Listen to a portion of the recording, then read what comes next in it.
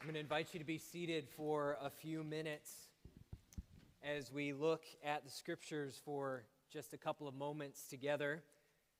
I'm going to read from Micah chapter 5 and chapter 4, actually chapter 5 beginning in verse 1.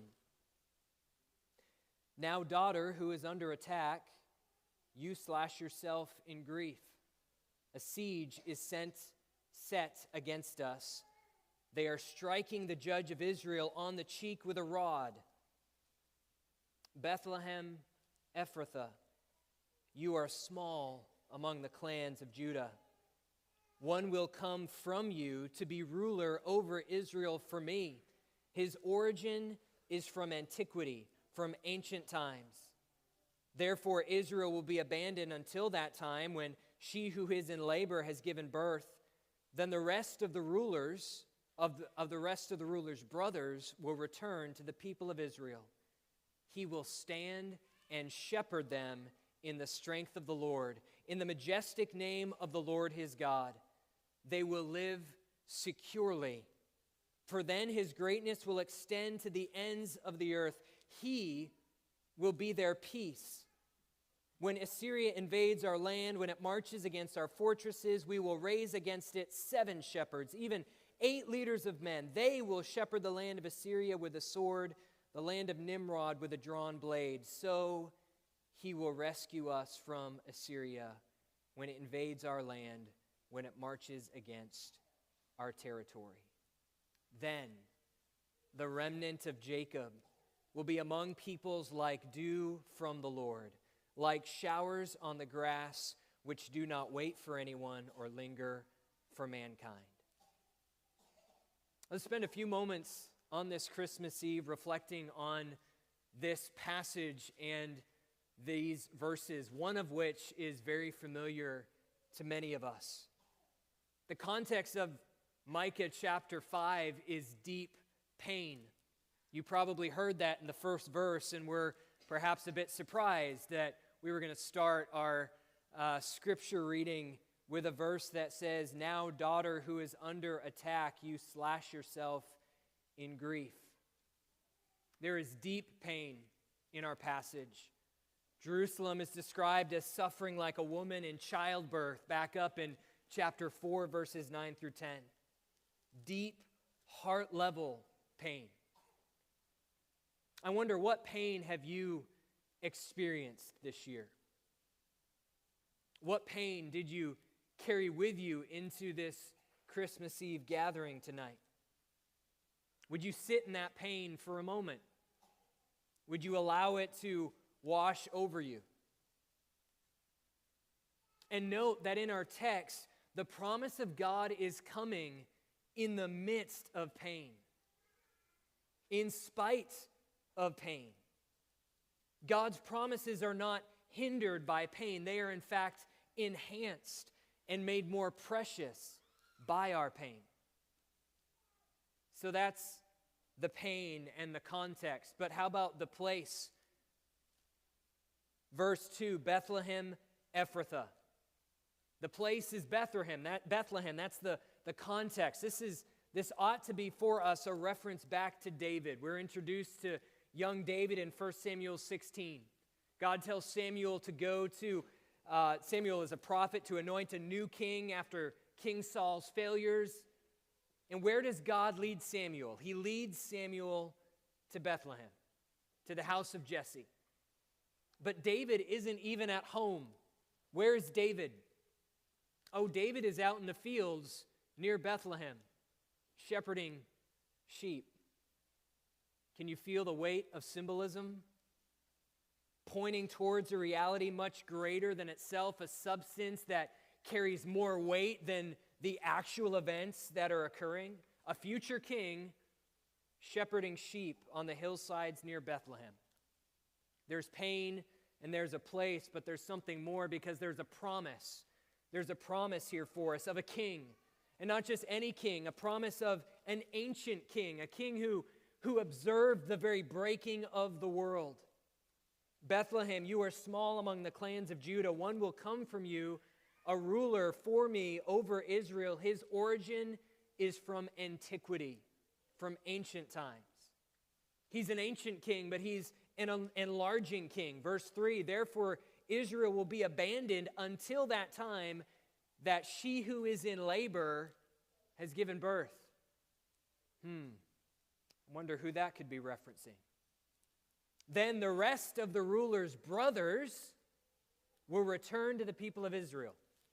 So the birth of the child king will mean he gathers in his brothers from outside of the people of Israel. Friend, if you're a Christian tonight, that verse is a reference to you. Truly, the rest of the ruler's brothers are gathered under his kingship. But notice the peace that this enlarging ancient king brings. Verse 4, he's a king who shepherds. He will stand and shepherd them in the strength of the Lord. He's a king who grants security. They will live securely, for then his greatness will extend to the ends of the earth, verse 4. He's a king who is peace. He, verse 5, will be their peace. Describes the invasion of the land by Assyria. But this king destroys ancient enemies.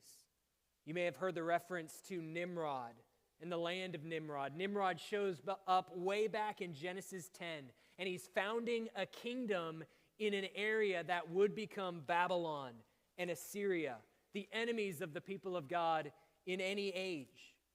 But now, under this king, his people will be shepherded securely. He's a king who rescues his people. Verse 6, so he will rescue us. He's a king who brings renewal to the faithful. Renewal so that they become like dew in a parched land or showers in the land of the Near East. So I wonder, as you hear those descriptions of this king, which of these aspects draws your attention? Which captures your heart tonight?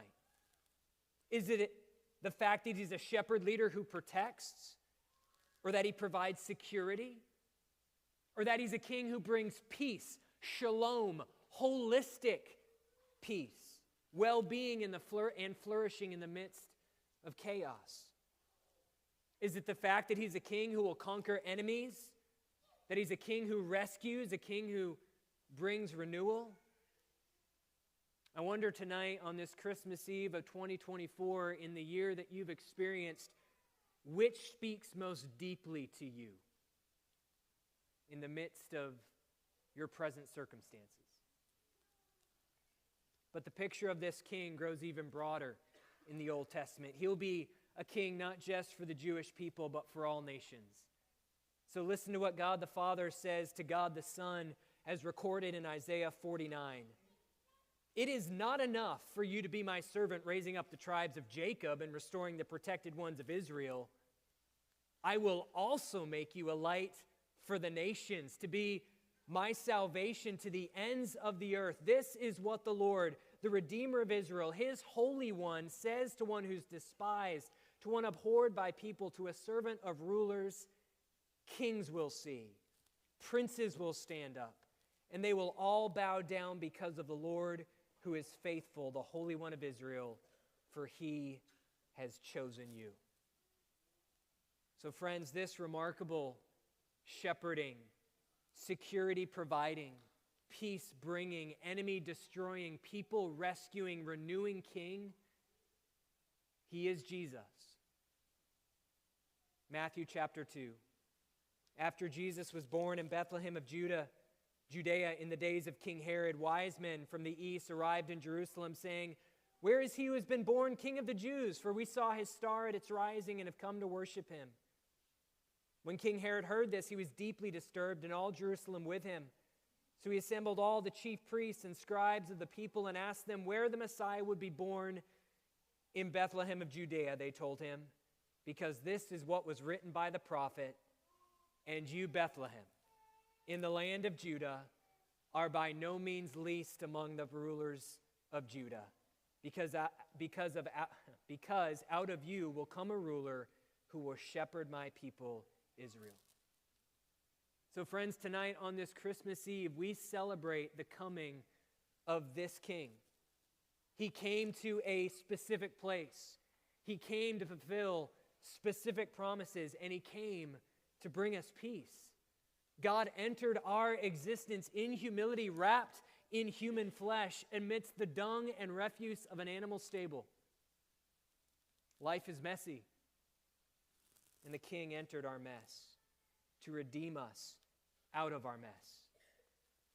And he's coming again to bring restoration and renewal to all things. And so the ancient Christian prayer, as translated by the song, O come, Emmanuel, prays this. O come, desire of nations, bind in one the hearts of all mankind. Bid thou our sad divisions cease, and be thyself our King of peace.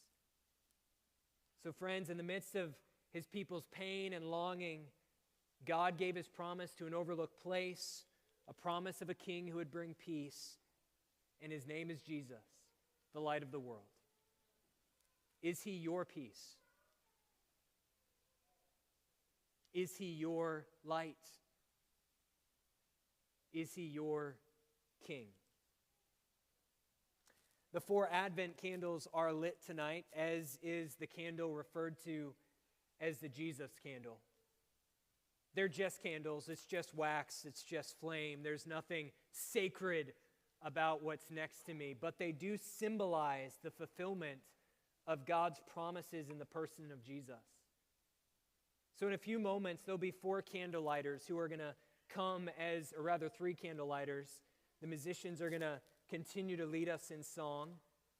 They're going to approach these candles and they're going to light their one candle from one of these candles. And friends, that symbolizes that the light of Jesus came into the world and has spread from person to person to person, as the light of Jesus is received by hearts and by people as King.